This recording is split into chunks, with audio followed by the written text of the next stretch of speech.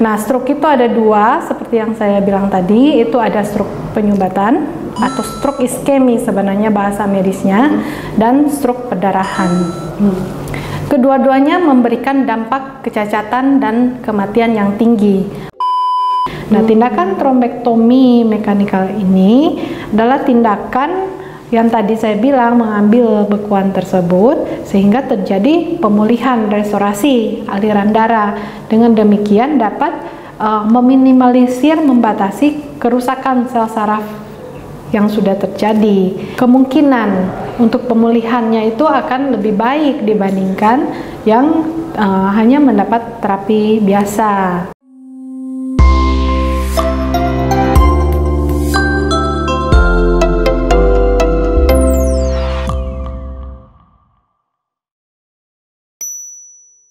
Halo Sobat RSPP, kembali lagi dengan saya Melina sebagai host dalam acara Infus, informasi seputar kesehatan. Nah, untuk kali ini di samping aku nih ada Dr. Merlin Prilia Kastilong, spesialis neurologi. Boleh disapa dokter? Sobat RSPP-nya. Halo Sobat RSPP, perkenalkan saya Dr. Merlin Prilia Kastilong. Saya adalah dokter spesialis neurologi bagian neurointervensi. Oke, Sobat RSPP, jadi untuk segmen kali ini kita ingin mencari tahu tentang trombektomi. Ya dokter, aku pengen tahu nih dok, mungkin Sobat RSPP juga banyak yang belum tahu kalau misalnya dokter spesialis neurologi biasanya kan pasiennya itu keluhannya migrain atau enggak kesemutan atau enggak vertigo ya dok. Tapi kalau misalnya nih dalam kasus stroke, nah peran dokter spesialis neurologi itu apa aja dok? Oke, terima kasih untuk pertanyaannya. Untuk Sama-sama. neurologi itu justru memiliki peranan yang penting ya untuk stroke. Justru dokter neurologi itu adalah main role untuk kasus stroke. Nah, saya rasa Sobat RSPP sudah pada tahu nih, yang stroke itu ada dua macam, stroke perdarahan, stroke penyumbatan, dan gejalanya gampang untuk dikenal oleh Sobat RSPP. Apa tuh dok? Iya, tinggal dihafal aja FAST, face, arm, speech, dan time. Jadi face itu wajah. Begitu melihat misalnya wajahnya menjadi asimetris, melihat mendengar bicaranya jadi tambah pelo, kemudian kelemahan di satu sisi, kemudian mulutnya jadi mencong sebelah, atau misalnya ada kebas satu sisi, atau penglihatan yang double tiba-tiba, kemudian kesulitan menelan tiba-tiba, itu sebenarnya adalah kasus stroke. Nah, stroke itu ada dua, seperti yang saya bilang tadi, itu ada stroke penyumbatan atau stroke iskemi sebenarnya bahasa medisnya, dan stroke perdarahan. Kedua-duanya memberikan dampak kecacatan dan kematian yang tinggi. Oleh sebab itu, peran dari dokter neurologi adalah bagaimana melakukan penanganan yang paling tepat kepada pasien untuk menghindari atau meminimalisir resiko kecacatan dan kematian tersebut. Oke, baik. Nah, biasanya tindakan apa tuh dok yang lebih ke spesialis neurologinya? Semuanya. Jadi mau stroke perdarahan maupun stroke iskemi kita tetap menangani. Kalau pada stroke perdarahan itu biasanya kita bisa tata laksana operasi apabila terjadi jumlah perdarahannya besar, sehingga perlu dilakukan tindakan dekompresi. Jadi evakuasi perdarahannya untuk life saving. Kemudian tata laksana yang non operasinya ya kita mensupport terapi suportif. Jadi tata laksana manajemen hipertensi misalnya, menjaga jangan terlalu tinggi, karena semakin tinggi tekanan darah maka kerusakan tingkat perdarahannya juga akan makin besar. Seperti itu. Itu kita kerjasama dengan berbagai bidang juga, bukan cuma dokter neurologi. Jadi kayak rawat bersama ya dok? Iya.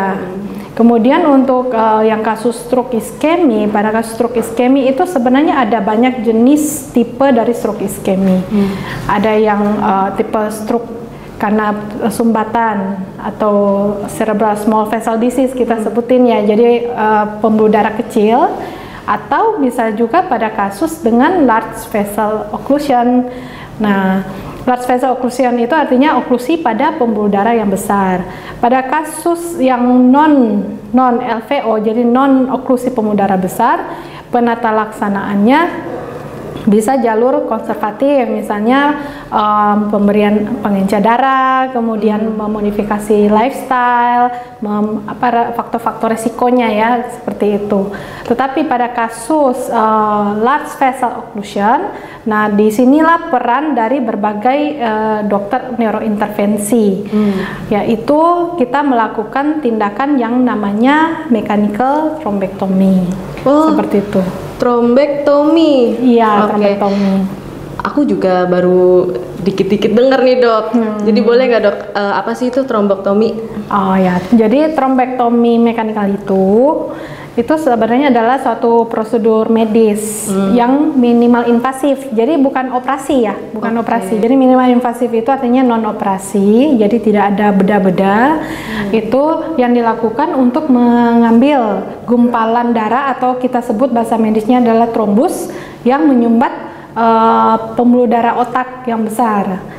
Yang dimana akibat dari gumpalan darah tersebut itu menyebabkan aliran darah ke otak itu terganggu sehingga menyebabkan kerusakan. Nah, dengan kita mengambil bekuan darah itu atau trombus itu terjadi yang namanya rekanalisasi atau kita merestorasi, memulihkan kembali aliran darah otak sehingga diharapkan kerusakan sel saraf tersebut dapat diminimalisir seperti itu. Kalau misalnya nih pasien stroke dinyatakan diagnosa tegak stroke, nah itu kapan dok bisa dilakukan trombektomi? Oke, jadi memang trombektomi mekanikal itu ada golden periodnya. Golden periodnya itu artinya ada batasan waktu di mana tindakan tersebut masih dapat memberikan manfaat. Jadi pada kasus stroke dan stroke iskemi, kemudian pasiennya datang dengan keluhan, misalnya sudah penuh kesadaran, kelemahan separuh seperti itu, atau kesulitan komunikasi. Nah, dari pertama kali dia mengalami gejala itu kira-kira sudah berapa jam kita harus memperhitungkan itu, karena golden period dari mechanical thrombectomy itu 6 sampai 24 jam tergantung dari kondisi pasien dan memenuhi syarat atau tidak untuk dilakukan mechanical thrombectomy. Jadi memang harus benar-benar ingat ya. Ini kira-kira di rentang jam berapa keluhan pertama itu? Alangkah baiknya seperti itu. Memang kita ada tentu kita akan melakukan imaging juga. Jadi mechanical thrombectomy itu bukan langsung begitu pasien stroke terus langsung dilakukan. Jadi kita ada persiapannya dulu. Jadi kita akan lakukan CT scan atau MRI untuk melihat jaringan otak yang terkena stroke tersebut seberapa luas misalnya, seperti itu. Kemudian ada CT angiografi atau MR angiografi, jadi dilihat juga kondisi pembuluh darahnya, jadi dokternya bisa tahu kira-kira lokasi pembuluh darah yang teroklusi, yang tersumbat itu di mana. Oke, baru kita lakukan trombektomi mekanikal. Seperti itu. Itu prosedurnya bagaimana dok? Yang pakai alat ya? Iya, pakai alat. Jadi dia prosedur mechanical thrombectomy itu dilakukan di ruangan khusus yang namanya cath lab. Ya, jadi kita mengakses pembuluh darah dari paha pembuluh darah besar, kemudian kita masuk kateter ya, kayak selang khusus ya untuk trombektomi, di mana selang tersebut kemudian mencapai target kita, yaitu bagian pembuluh darah yang tertutup tadi karena trombus. Kemudian dengan menggunakan teknik bisa seperti stent retriever, jadi kayak kita menjaring, seperti kita menjaring bekuan tersebut, kemudian kita menarik, atau dengan menggunakan kateter aspirasi, jadi kita menghisap sumbatan tersebut dan diharapkan terjadi rekanalisasi, jadi sumbatan tadi diambil sehingga aliran darahnya kembali perbaikan, seperti itu. Nah itu kan butuh waktu yang berapa dok kira-kira? Prosedurnya? Iya. Sebenarnya sangat variatif ya, maksudnya itu kan sangat case tergantung ya case by case, karena sangat tergantung dengan tingkat kompleksitas dari kasus tersebut, kemudian lokasinya di mana, gitu. Jadi kira-kira ya mungkin rata-rata bisa 1 sampai 2 jam, ya tergantung. Semakin tua usia biasanya anatomi bentuk pembuluh darah kan makin berubah, jadi ada kelokannya seperti itu. Jadi pada saat itu mungkin akan agak lebih lama karena aksesnya ke sana ke bagian sumbatan itu menjadi lebih susah gitu. Berarti kan ini pasien sehabis tindakan dirawat ya dok ya? Iya, harus dirawat. Biasanya habis kita lakukan tindakan tersebut itu harus diobservasi ketat, di ruangan ICU paling 1 sampai 2 hari tergantung kondisi pasien sih sebenarnya. Baru kemudian kita pindahkan ke ruang rawat biasa seperti itu. Itu kira-kira dari ICU 1 sampai 2 hari lalu baru pindah ke rawat biasa ya? Ya. Di ruang rawat biasa itu kita harus memantau, kemudian kita harus mengendalikan faktor-faktor resikonya. Jadi kita tahu bersama ya kalau stroke itu ada banyak faktor risiko kan, jantung, hipertensi, diabetes, kolesterol. Nah kayak seperti itu kita harus kendalikan.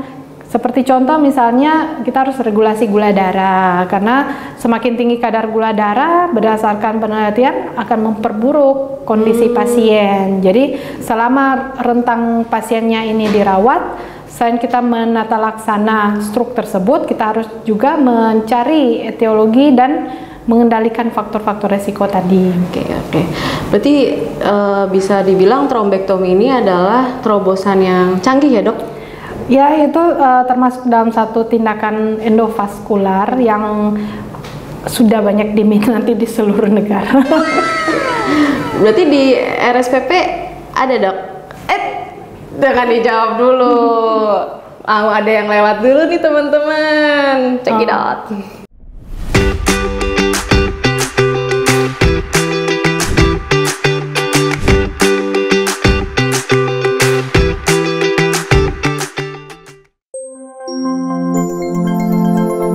Infus, informasi seputar kesehatan. Oke, kembali lagi nih ke segmen Infus, informasi seputar kesehatan.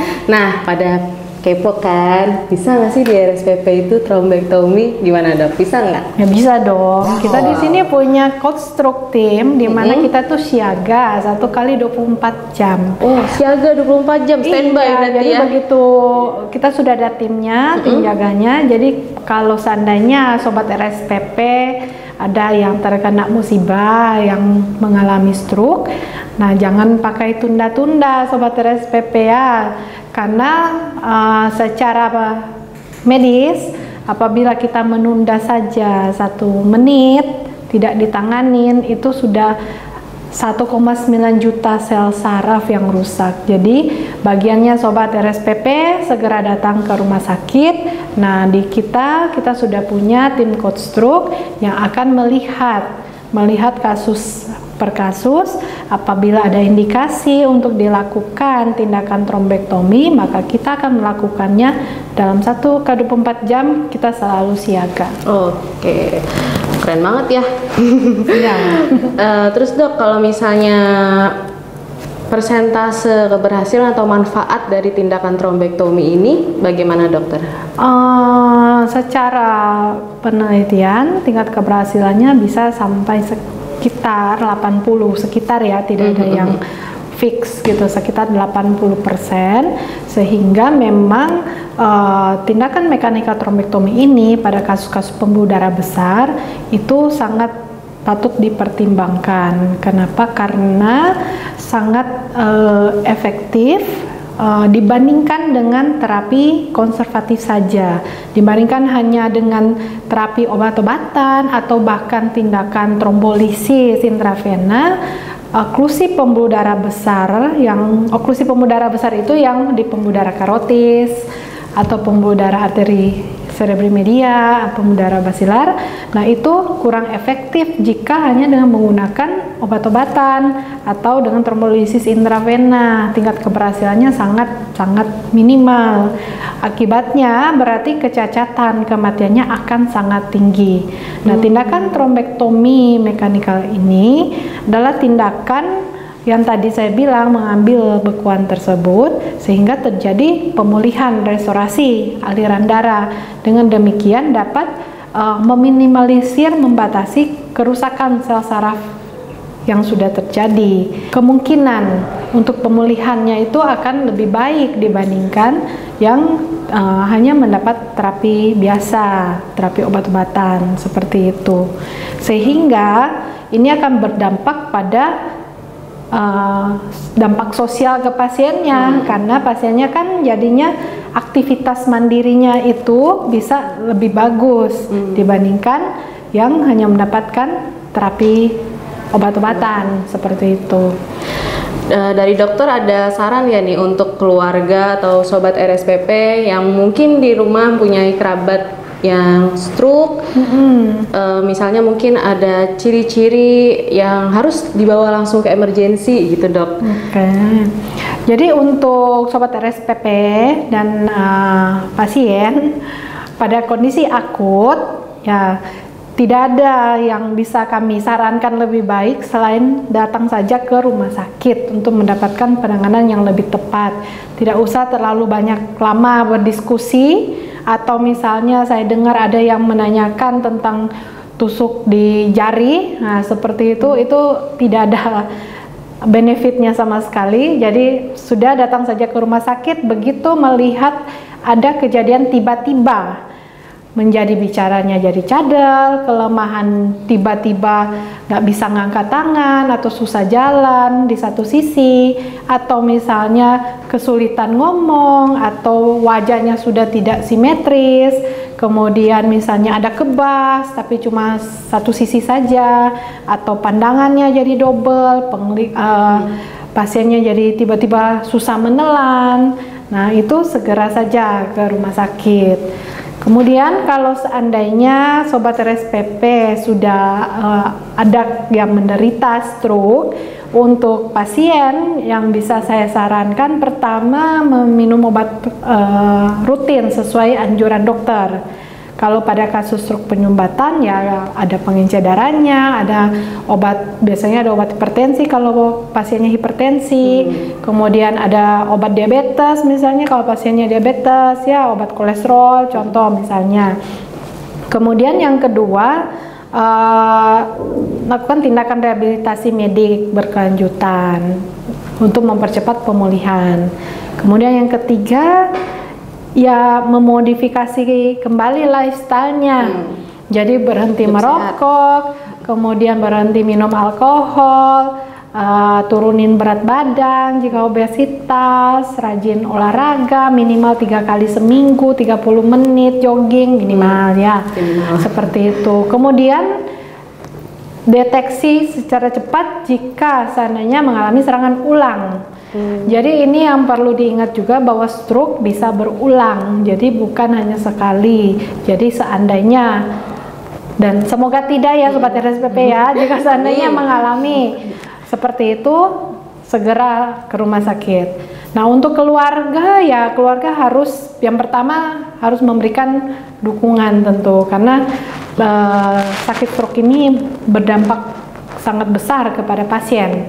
Dampaknya secara keterbatasan fisiknya, dampaknya di emosionalnya, karena tiba-tiba menjadi tidak mandiri, harus tergantung pada orang lain. Tentu ini sangat mempengaruhi emosi dari pasien, sehingga butuh dukungan empati dari keluarga dan juga untuk membantu dia dalam melakukan aktivitasnya yang sehari-hari. Kedua, keluarganya diharapkan dapat menciptakan lingkungan yang aman ke pasien. Misalnya pada misalnya di kamar mandi, contoh dipasangin pegangan, contoh yang anti licin tuh ya, Dok? Ya, supaya tidak jatuh, seperti itu. Kemudian mendukung, memotivasi dari pasien untuk mempertahankan lifestyle yang baik. Seperti itu, dari makanannya atau mungkin obat-obatannya, karena kan kadang pasien setelah mengalami stroke berubah fungsi kognitif. Fungsi kognitif itu fungsi berpikir, daya ingat, konsentrasi, sehingga butuh keluarga untuk membantu dalam memantau. Ya benar, seperti itu. Jadi memang harus support di sampingnya pasien. Iya. Oke. Tak terasa sudah lumayan ya dok ya, setengah jam. Jadi terima kasih Dr. Melin atas informasinya. Semoga bermanfaat bagi sobat RSPP. Sampai ketemu lagi di segmen berikutnya. Dadah.